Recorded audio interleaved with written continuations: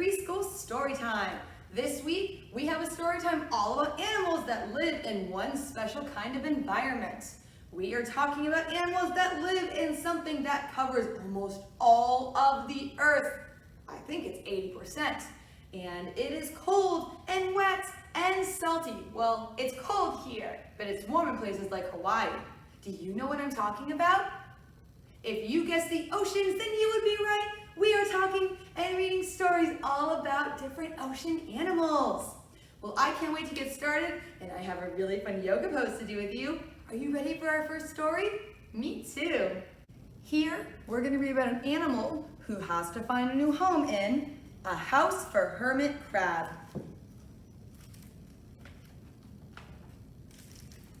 In January, the Hermit Crab said, "Time to move.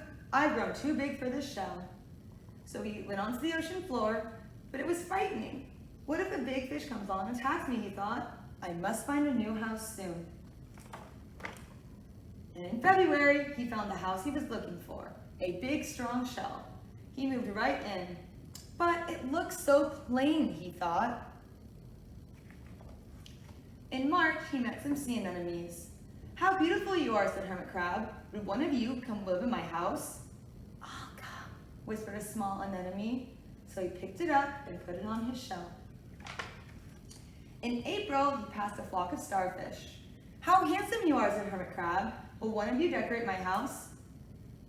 "I would," signaled the sea star. So he picked it up and put it on his house. In May, Hermit Crab discovered some coral. "How pretty you are," said Hermit Crab. "Will one of you come make my house more beautiful?" "I will," creaked a crusty coral. So gingerly, Hermit Crab picked it up and placed it on his shell. In June, he found a group of snails crawling over the ocean floor.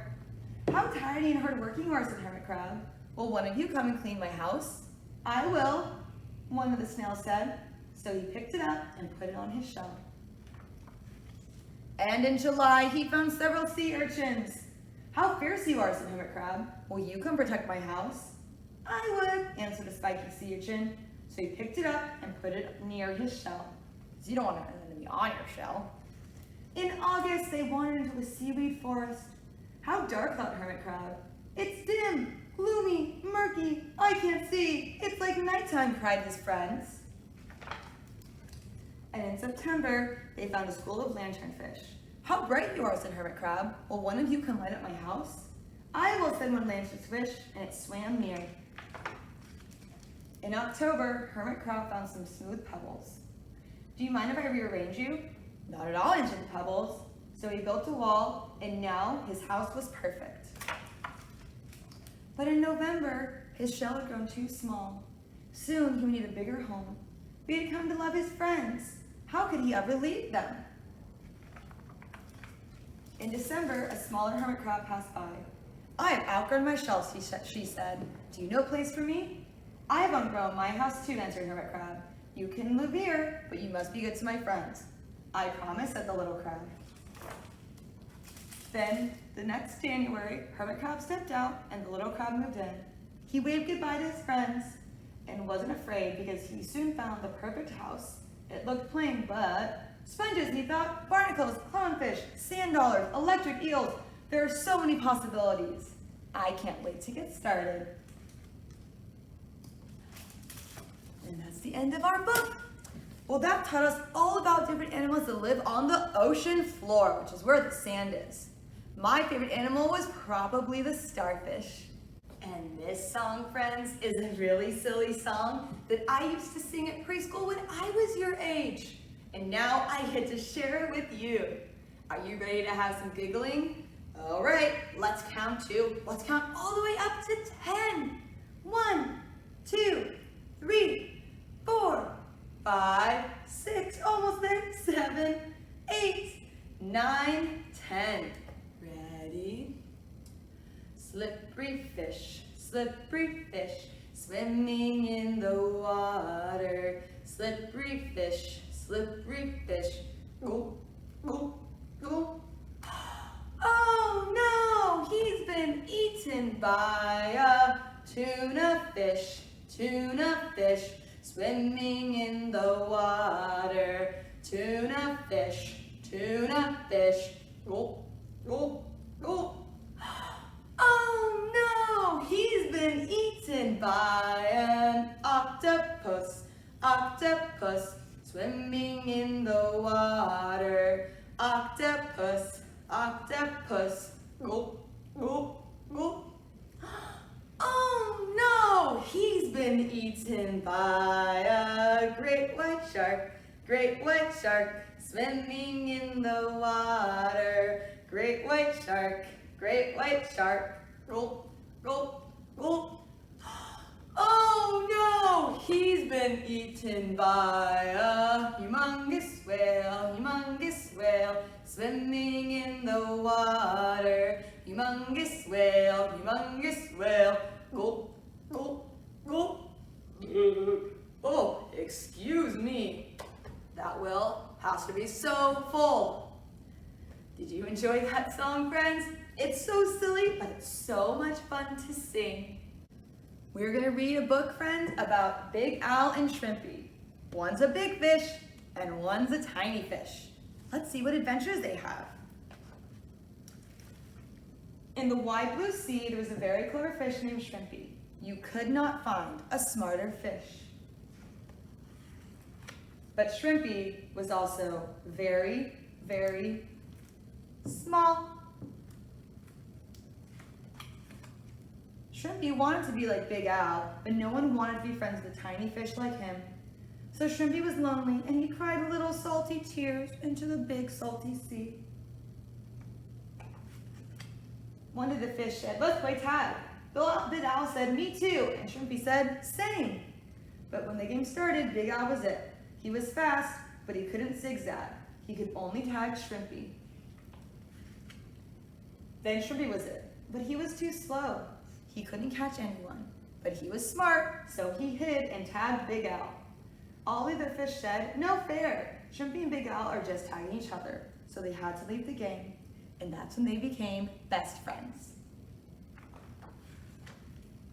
Shrimpy loved having a big, strong friend because he could now fly faster through the water than ever. He always had plenty to eat.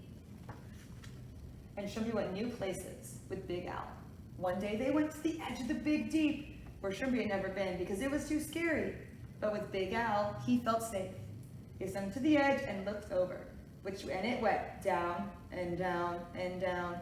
And so far down that some fish said there was no bottom at all. So Shrimpy said, "Can you push a rock down there?" Big Al said, "Sure I can." So he pushed a green rock and went over the edge. And it tumbled and tumbled, and then it was quiet. "That was great," Shrimpy said. "Watch this," said Big Al. "I'll push a bigger one." He pushed a big rock and flapped his fins.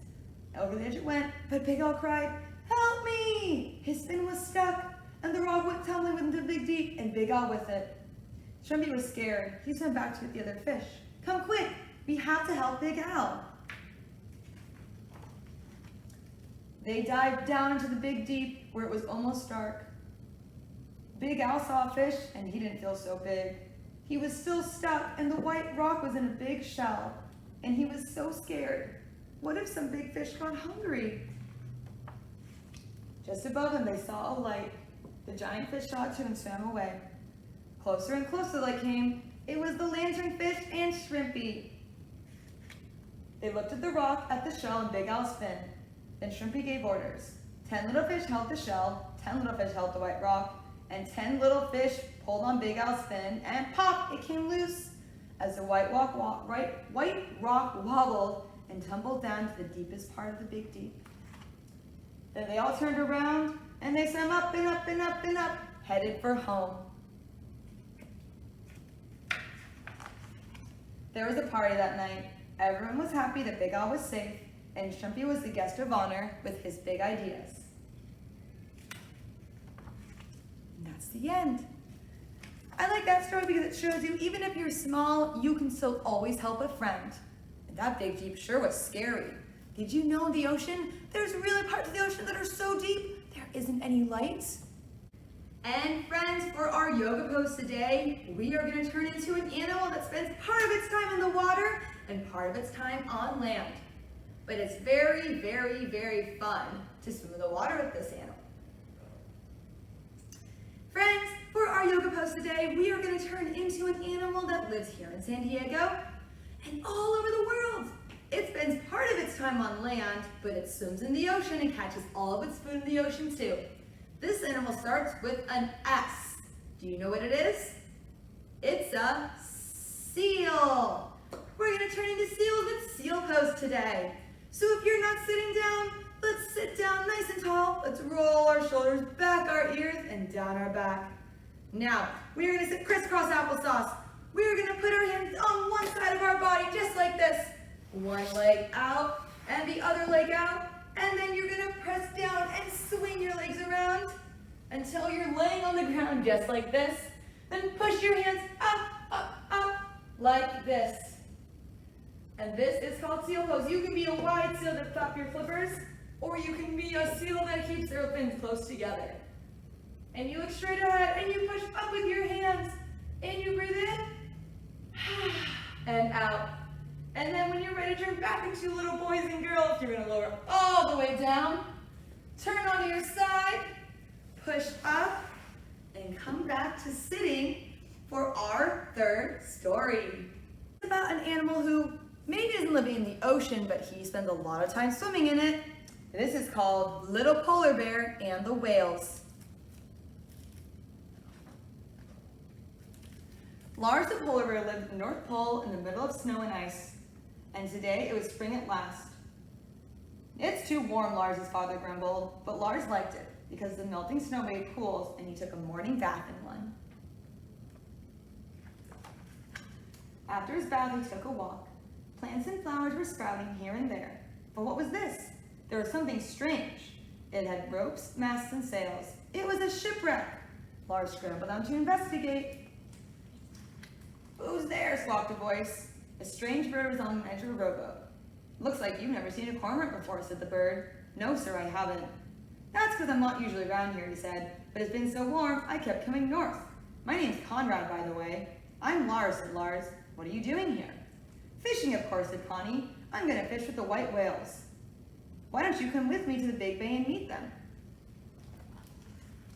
While they waited for the belugas, Connie explained the shipwreck. It was an old whaling boat that used to sail around the world killing whales. "How awful," said Lars. Then, all of a sudden, the belugas came. "Don't be frightened," said Connie. "They're very nice." Before long, Lars was diving and playing in the middle of the belugas and had made friend with one called Bella. Suddenly, Connie hopped onto the chunk of ice. "Look out," he squawked. "Quick, get away. You're in danger." A gray whale rose up. "The bird is right," he said. "I'm Moby, and a whaling ship is after me. We're all in danger." "Follow me," said Lars. "There's a bay behind these glaciers. It's too narrow for a ship, but you'll be able to get in, and you can hide." The entrance was narrow, but all the whales managed to squeeze in. They hid under the water as the whaling ship drew closer. And it looked around, but the whales' heads looked more like rocks and ice. And the next day, the ship was far away, and the whales were safe. But there was more trouble. The ice had melted, and part of the glacier fell, blocking the entrance to the bay. "How will we ever get out?" said Moby. "I've got it, Lars. The shipwreck sails." He ran to get his mother and father, and then they untied a sail, and they dragged it to the bay, where they stretched it over the ice. They got it wet for the whales to slide. "You can slide right over," he said. "Go fast." The first belugas took a run, and whoosh, they slid over the sea. Bella was frightened, but Lars said, "You can do it." And soon she and her mother were off and into the sea. "Here I come," said Moby, when he was the only one left. He leaped, and with a splash, the sperm whale was over the top. Moby tossed Lars in the air to celebrate, and the belugas swam around them. "Would you look at that?" Connie said to Lars' mother and father. But then it was time to say goodbye. "Come back and play again," called Lars to Bella. "We will," she promised. And on the way home, it began to snow. "What a pity," said Connie. "It was so nice and warm." But Lars' father was happy. "We like the cold," he said. And Lars, the little polar bear, agreed. And there's Lars and Connie talking some more. I love Lars the polar bear. He has so many different adventures, and in this one, I like that he also helps his friends, just like Big Al did. Thank you for joining me for our Ocean Animal Storytime, friends. I had so much fun turning into playful seals with you and reading all about some fun ocean animals, and maybe we learned something new. Maybe this time when you go to the beach, you'll be able to tell your grown-ups, I know some animals that live in the ocean that you didn't know before. Well, I can't wait to see you next week, and as always, I hope you have a really super duper great weekend. On the count of 3, let's say goodbye. We're gonna say goodbye in Hawaiian, because Hawaii is an island surrounded by water, which means they are surrounded by a lot of ocean animals. And what's cool is in Hawaii, you say the same thing to say hello and goodbye. So we're gonna say aloha. Can you practice that? Can you say aloha? Good job. On the count of 3, we'll say aloha together and wave goodbye. Ready? 1, 2, 3. Aloha! I'll see you next week, friends.